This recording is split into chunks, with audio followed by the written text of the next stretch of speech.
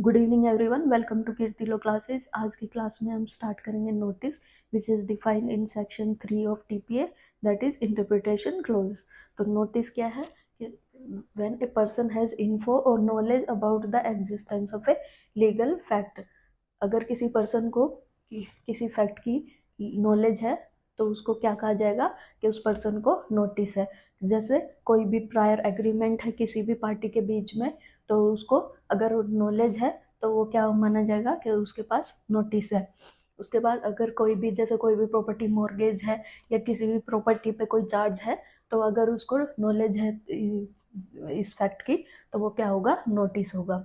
Notice जो है कौन कौन से नोटिस होते हैं, actual notice, constructive notice and imputed notice. तो what is actual notice? When a person has actual और direct knowledge of the fact, then he it is considered that that person has actual notice.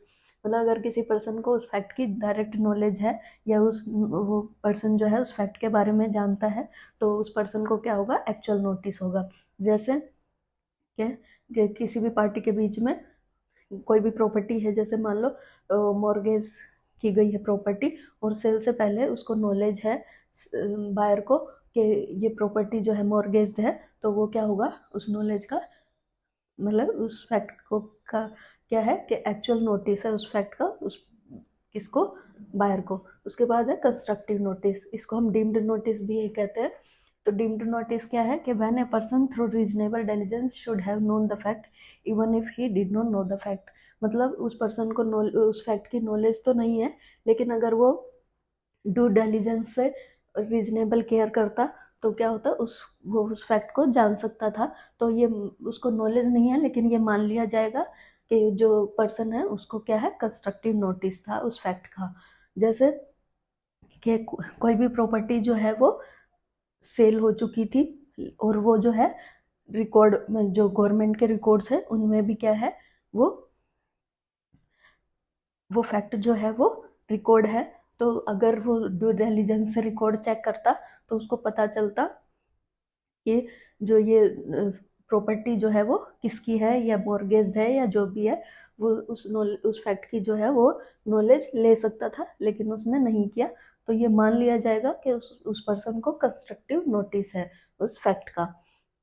उसके बाद है imputed notice, when the knowledge of an agent is legally considered to be the knowledge of their principal. मतलब अगर कोई भी agent है और उस एजेंट को क्या है, उस फैक्ट की नॉलेज है, तो उस एजेंट के प्रिंसिपल को भी मान लिया जाएगा कि उस प्रिंसिपल के पास उस फैक्ट की नॉलेज है। This is called as imputed notice.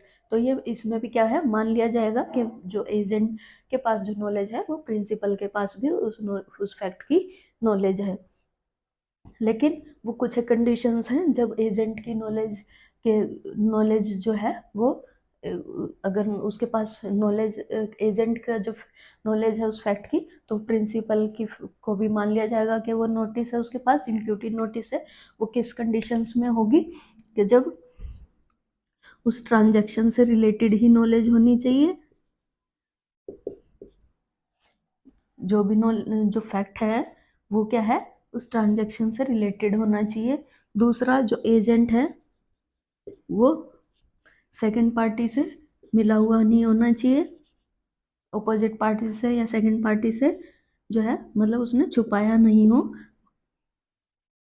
Principal से, तो वो क्या होगा, तभी जो है प्रिंसिपल पे नोटिस जो है इम्प्यूट किया जाएगा। अदरवाइज प्रिंसिपल पे जो है वो नोटिस, एजेंट के पास जो नोटिस है वो जो है प्रिंसिपल पे इम्प्यूट नहीं किया जाएगा, अगर वो ट्रांजेक्शन से रिलेटेड नहीं है या एजेंट जो है वो दूसरी पार्टी से मिला हुआ है और उसने उस फैक्ट को छुपाया है, तो भी क्या होगा, जो नोटिस है वो प्रिंसिपल पे इम्प्यूट नहीं किया जाएगा। अब इसकी रेलिवेंसी क्या है नोटिस में, तो हम सेक्शन 53 पढ़ा हमने, जिसमें कि फ्रॉडुलेंट ट्रांसफर है। उसमें क्या है,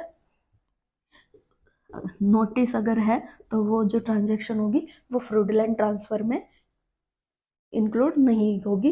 तो फ्रॉडुलेंट ट्रांसफर में क्या होगा, जो ट्रांसफरी है उसको अगर नोटिस है फैक्ट का, तो वो क्या होगा, उसको एज पर सेक्शन 53 जो है वो प्रोटेक्शन नहीं मिलेगी।